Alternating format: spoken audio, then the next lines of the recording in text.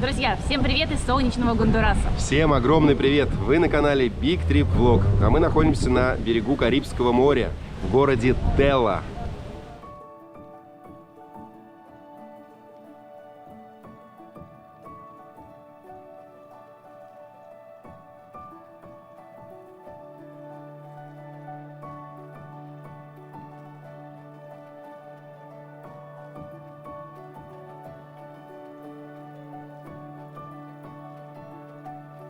Из города Сан-Педро-Сула на автобусе за пару часов мы доехали до города Телла.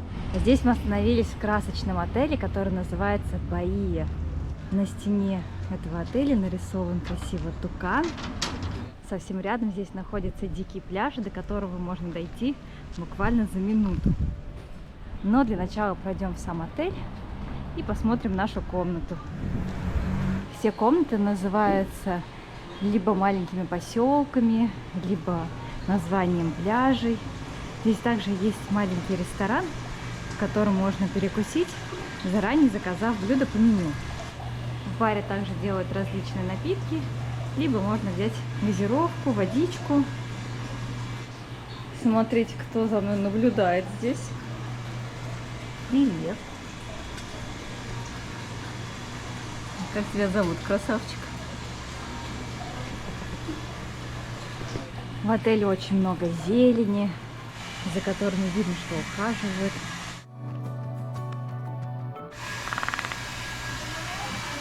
Я первый раз так вижу близко тукана, без клетки, без чего-либо. Ох ты, какой грозный! Привет!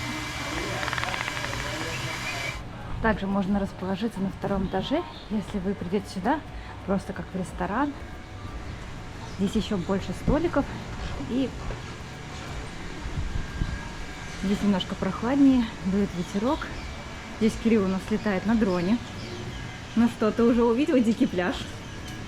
Да, кстати, интересная ситуация. Получается, здесь на дроне летать можно, но есть специальная зона, и я не могу долететь до пляжа. Буквально вот метров 50 я могу максимум пролететь, а дальше идет какая-то специальная зона. Вот, но в любом случае видно отсюда море, поэтому здорово. Оказывается, в этом отеле живут два тукана.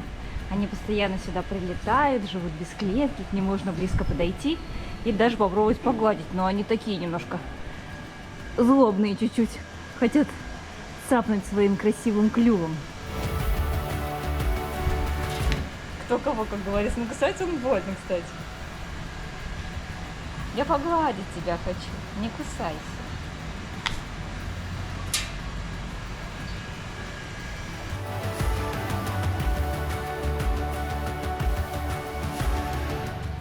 Отель маленький, но очень комфортный. Видно, что все сделано с душой. Еще эти яркие цвета, в которые он покрашен, поднимает, конечно же, настроение. Наша комната называется Punta Sol. Это популярный пляж, до которого мы хотим добраться, но не уверена, что получится, потому что мы приехали в будние дни, а в будние дни редко можно застать лодку, которая идет до этого пляжа. Тем временем мы дошли в нашу комнату. Здесь у нас вовсю работает кондиционер, потому что на улице очень жарко и душно, а в комнате сейчас прохладно. У нас есть две кровати, одна king size, вторая поменьше, полутораспальная. Также есть тумбочка прикроватная. Нам заботливо положили полотенчики. А еще посмотрите, как они дают ключи. Специальные сумочки. Здесь пульт от телевизора был, пульт от кондиционера. Из всех окон открывается вид на зелень. Поэтому, конечно же, приятно просыпаться в такой атмосфере. Стены украшены картинами. Здесь картина у нас с пальмой и с пляжем, очень красивая, яркая. А здесь картина с рыбаком. Также в нашей комнате есть рабочий столик, небольшой обеденный столик, телевизор. Раковина также находится в комнате зеркалом. И осталось показать душевую комнату. Здесь все очень чистенько, много полочек для косметических средств. Также у нас здесь есть свечка с приятным запахом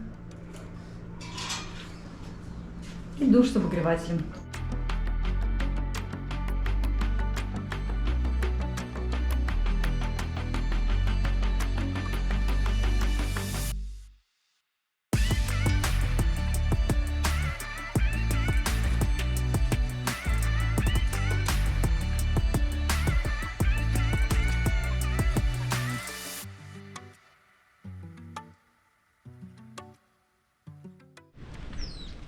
Я решила пройти 100 метров, чтобы посмотреть поближе дикий пляж, который здесь находится. Даже самой интересно.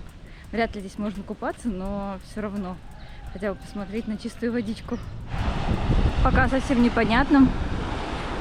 Темный песочек.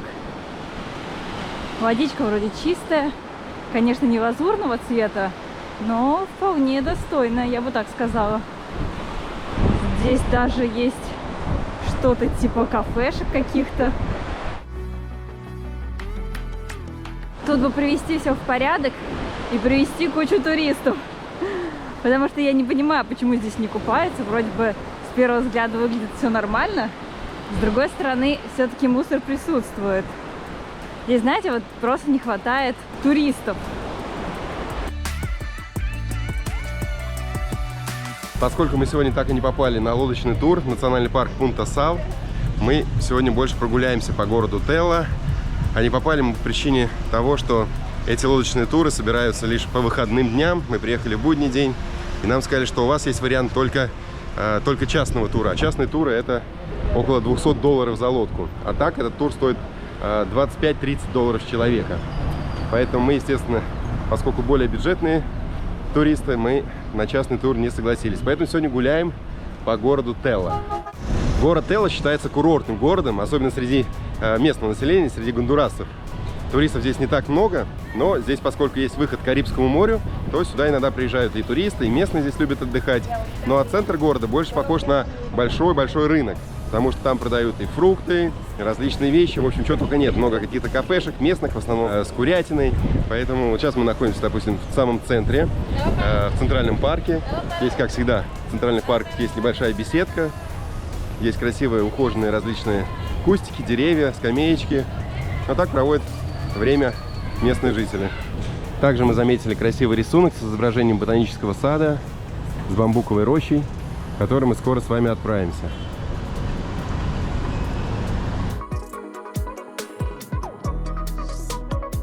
Сейчас проходили чистильщиков обуви. Мужчины собираются, не только чистят обувь за какую-то копеечку, но также проводят свой день, болтают здесь, встречаются. Тут мы видим здание местной школы. Вот детишки, у которых уроки заканчиваются. Видно, что здание школы огорожено со всех сторон, скажем так, под охраной, но внутри есть красивый дворик. И постепенно от центра мы уже с вами дошли до набережной. Как раз мы здесь видим уже море, видим баржу, которая чуть поодаль стоит. И немножко здесь тоже прогуляемся.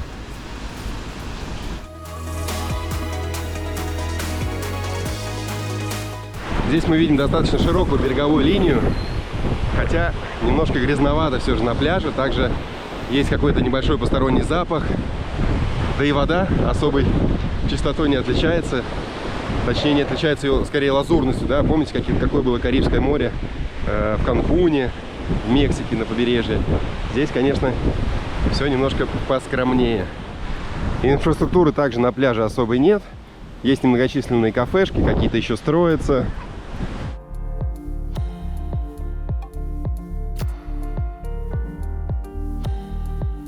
Сейчас как раз мы проходим небольшие кафешки на берегу, но их здесь совсем немного. Метров 200, наверное, это прогулочная улица. Проходим небольшие лотки с сувенирами, в основном фенечки, магниты, брелочки, что-то сделано из каких-то морских. Hola.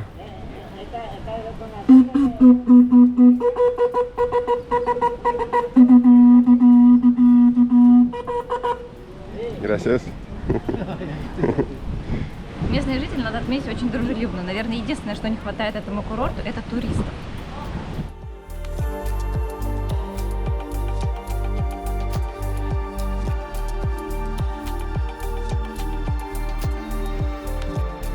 Дошли мы с вами до водички, видим, что песочек здесь вулканический, серого цвета, есть небольшие волны, но вода достаточно теплая. Купаться мы сейчас не собираемся, не планируем, но на самом деле при желании можно было бы. Не такая уж она и грязная, как я, может быть, говорила, она скорее такого цвета серого из-за вулканического песка, а так вполне себе даже ничего.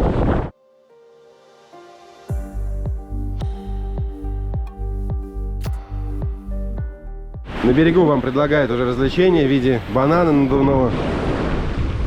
Ходят, значит, местные представители турагентства и предлагают различные туры. Говорят, на Пунта-Сау, конечно, дорого, ехать это примерно 6000 лимпир мест, но готовы свозить поближе к какому-то пляжу, который называется Любовь, Малая, а вот всего лишь за 1500 лимпир. 1500 лимпир, для понимания, для быстрого перевода в российские рубли надо умножить на 4. То есть это 6000 рублей, правильно? Да, 6000 рублей, но это не на целый день, это на полтора часа. Полтора часа всего, да. Поэтому такие здесь цены. Жалко, что мы не смогли найти коллективный тур, тогда бы это было бы гораздо дешевле.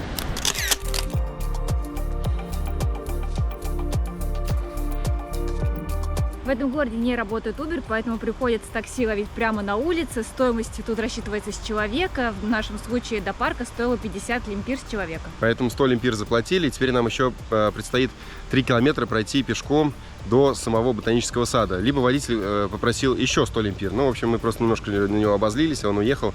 Вот, и мы решили прогуляться пешком. Помимо такси мы еще заплатили по 150 лимпир с человека за вход.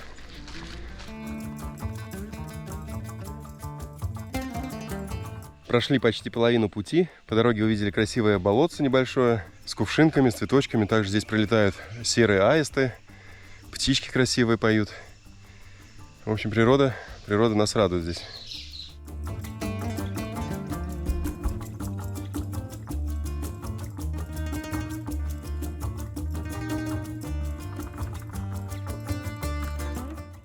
Осталось идти совсем немного, и мы увидели бамбуковый туннель. Насколько мы знаем, подобное сооружение должно быть чуть дальше, в ботаническом саду, но, возможно, здесь не один есть подобный туннель, поэтому наблюдаем сейчас такую красоту.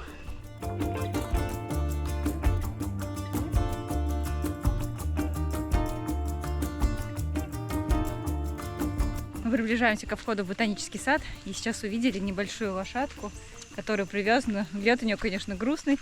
Я бы ее хотела погладить, но немножко боюсь, потому что она кажется немного дикой.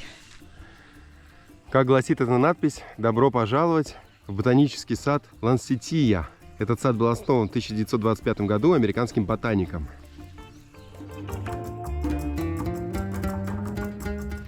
На схематическом плане этого ботанического сада можно разглядеть, как он поделен на две основные зоны. Это дендрарий, где представлены образцы тропических видов со всего мира, а также лесной заповедник, в котором можно наблюдать местные деревья и растения. Там же можно увидеть туннель из бамбука. У меня ощущение, что это не просто ботанический сад, а целый город. Здесь есть и отель, и ресторан, и даже школы, и исторический центр, различные плантации, кокосовые, с мангустинами, 3 природных источника, где можно искупаться. Поэтому я думаю, что у нас будет чем заняться. Недаром этот парк считается одним из самых больших в мире. Его площадь более 1200 гектар. Сейчас мы записались, нам предложили услуги гида за 120 лимпир. Мы от него вежливо отказались, потому что только на испанском языке. Также нам дали еще карту, по которой можно будет ориентироваться.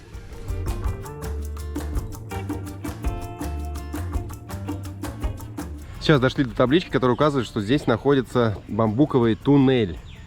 Но на картинке он выглядит гораздо привлекательнее, чем сейчас есть на самом деле.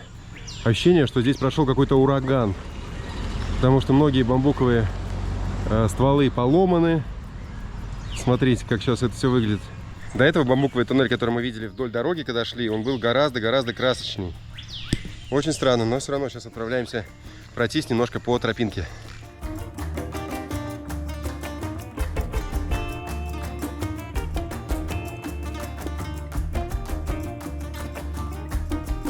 Здесь произрастают различные тропические растения. Вот, например, сейчас мы видим еще не созревший ананас. Посмотрите, какого он интересного розового цвета. Сейчас мы гуляем вдоль дорожки. Мы видим, что многие деревья, многие кусты подписаны. Есть небольшие рассказы об этих растениях. На территории этого парка более 3000 видов растений и более 300 видов птиц.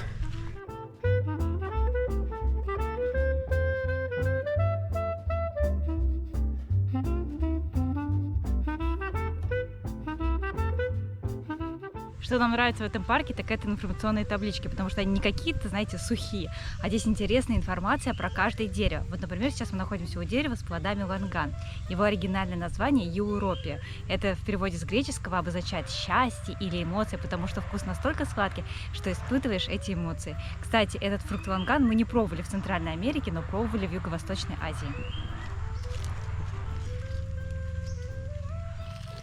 Но не все деревья такие сладкие и вкусные, как ланган. Иногда встречаются подобные знаки. Представляете, сейчас мы находимся в самой опасной зоне ботанического сада, потому что здесь произрастают растения с токсичными фруктами. А я иду и говорю: Кирилл, принюхайся, как здесь вкусно пахнет какими-то цветущими растениями, а это, оказывается, опасная зона.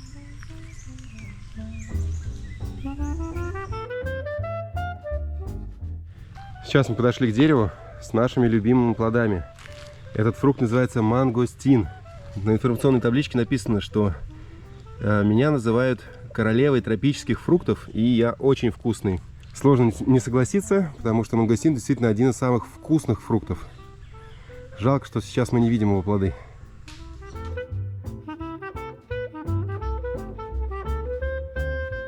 В этом парке совсем мы не видим туристов, никого нет, поэтому мы гуляем в полном одиночестве, наслаждаемся приятными ароматами от деревьев, от цветов. Просто можем гулять и вдыхать этот прелестный аромат. А еще что мне нравится, то что здесь никакого шума, никакого рынка нет, как в центре города, потому что мы уже за все это время нашего путешествия, вообще за все, мы немножко подустали и на испанском постоянно общаться, в особенности я общаюсь с местными. Да, здесь совсем другая Центральная Америка, спокойная, расслабленная, поэтому всем рекомендуем побывать именно в таком тихом, уютном месте. Сейчас мы направляемся к дому Уилсона Попена. Вот здесь цифра 19. Это дом первого директора, который как раз занимался здесь тропическими азиатскими растениями. Сейчас увидели огромное дерево. Смотрите, наверху растут и цветы, а также плоды, похожие на гигантские кокосы. На табличке написано «Лабала де Каньон». Необычное название, и вот так выглядят сами цветы. У них очень приятный аромат, похож на маленькие балийские цветочки. Попробуй. Сильный парфюм. И правда, пахнут как балийские цветы. Не помню, как называется, ребята, напишите в комментариях эти вот маленькие светленькие цветочки. Это прям большие, смотри, этот огромный какой. Ничего себе, даже раскрываются. Вот такие плоды мы видим на деревьях, как огромный кокос серого цвета. Если бы я не видела, что этот цветок растет прямо из-под земли, я бы подумала, что он искусственный, потому что у него такая интересная структура, словно он резиновый.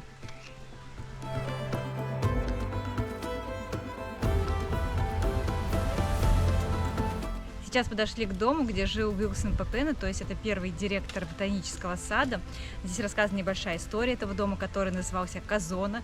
И здесь был не просто его дом, а здесь была лаборатория, здесь также был гест-хаус. Давайте пройдем внутрь, мы посмотрим его сами.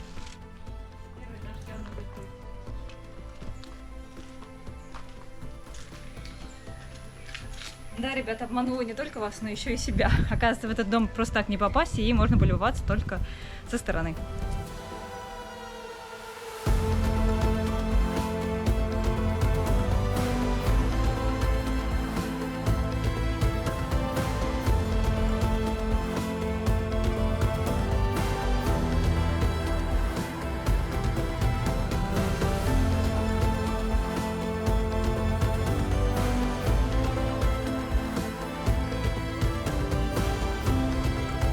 Сейчас мы поднялись на небольшой холм, на котором находится кладбище из 18 могил.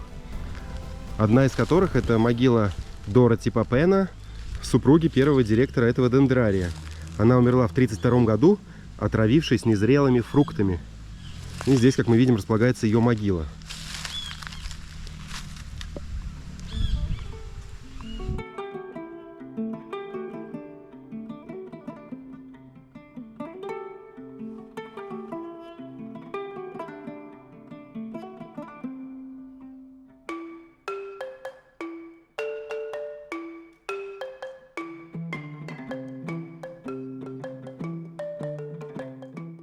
Впереди мы видим оранжерею, огромный парник Но не так много культур здесь выращивается. Видимо, не сезон сейчас. Я даже сказал бы больше. Эта оранжерея, она как будто заброшена. И здесь уже давно не выращивают каких-то культур, потому что все в сорняках, все уже погрязло какими-то травами, деревьями, обрушившаяся крыша.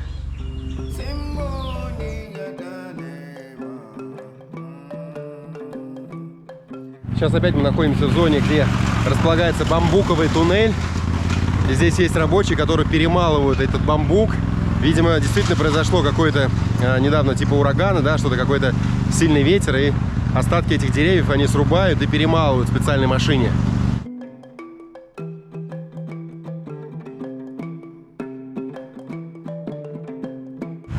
Вот так сейчас выглядит бамбуковый туннель. На территории парка мы видели по карте, что располагается целых 3 водоема, 3 небольших озера. Вот хотели дойти до одного из них, но табличка, что осторожно, змеи, нас немножко испугала. Поэтому мы решили пропустить этот пруд и уже движемся к выходу. В целом прогулка по парку нам понравилась, потому что были и уникальные растения, и мы узнали чуть-чуть об истории этого парка. Из того, что нам не хватило, во-первых, некоторые объекты, которые указаны на карте, они находятся в заброшенном состоянии. И главное того, что не хватило, это трансфер, потому что идти до входа и выхода по 3 километра, ну это такое себе занятие, особенно в жару. Да, такси здесь нет. Мало туристов, практически никто мимо не проезжает, нас не подбрасывает, не хочет довести до дороги, но ничего, я думаю, справимся, примерно полчаса в пути, тем более мы идем по живописной территории. Прошли около километра по тропе, потом увидели таксиста и благополучно с ним договорились за 100 лимпир доехать обратно до нашего отеля.